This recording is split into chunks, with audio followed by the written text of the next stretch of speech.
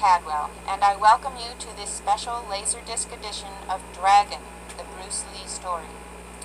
The film you're about to see is the story of a real human being, a struggling person, a loving person, with a great many levels to his character.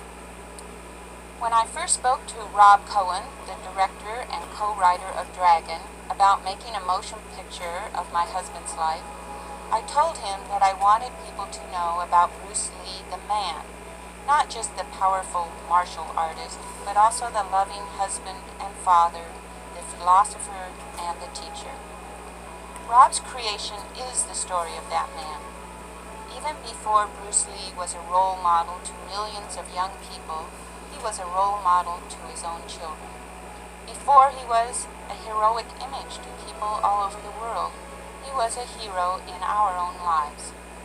Dragon will give you insight into Bruce Lee, the man who became a hero.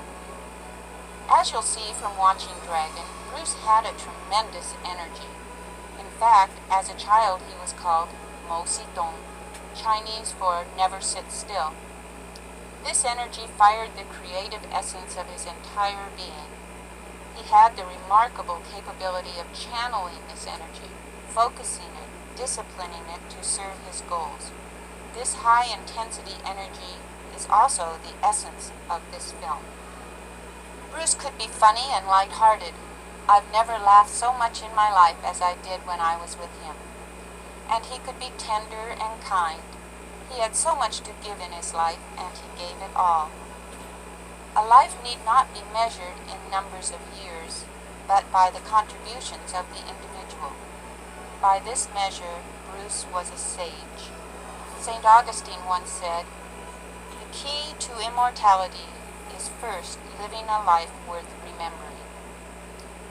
There was also a much deeper side to Bruce's personality that Dragon tells especially well, and that is his philosophical side. Immersed in the Eastern and Western philosophies, Bruce was a great and deep thinker, always contemplating life and the meaning of his own existence. Through study and intuition, he had an inner awareness of his own potential, and he strove constantly to fulfill it. He was a student, a teacher, and an artist. To him, the discipline of martial arts was not just a means to fight better, it was a way to live better through the perfection of his mind and body. By increasing his powers of awareness through self-knowledge, Bruce was constantly fine-tuning his inner perceptions and their relationship to things going on around him. Through his own process of self-evaluation, he evolved his own way of martial arts, which he called Jeet Kune Do. When he was offered the chance to make films, Bruce saw an opportunity to show his beloved Chinese culture and his special art to millions, and as usual, he focused all of his energy on it. Here was a chance to communicate to people how he felt about the martial arts, and to show his way of living it, and to show the world the unique power and beauty of Asian culture. The world of the motion picture became the best classroom for the teachings of the little dragon, Lei Xiulong. With his new ambition, though, came new boundaries, mostly in the negative ways that Asians were depicted in film and television. Bruce wasn't a person who recognized barriers of any sort, either in filmmaking or martial arts. He wouldn't be a party to the stereotypes of the time.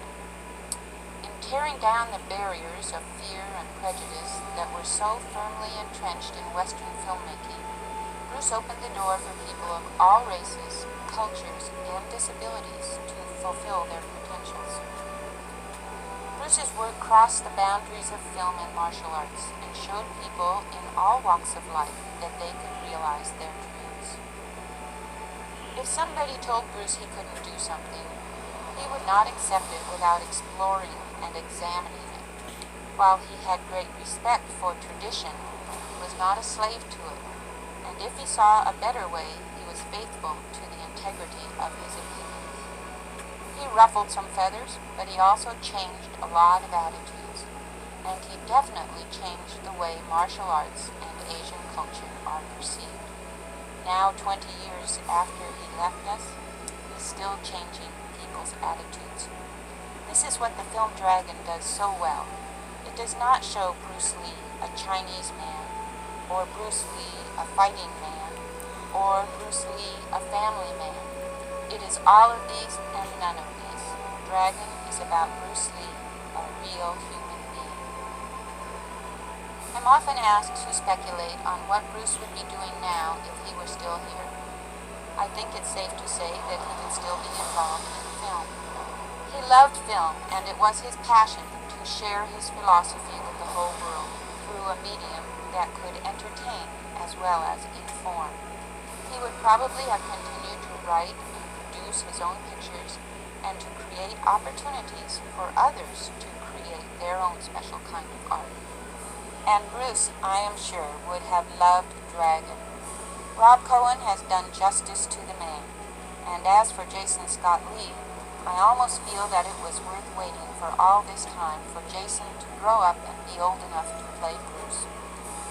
I sincerely hope you enjoyed Dragon, the Bruce Lee story.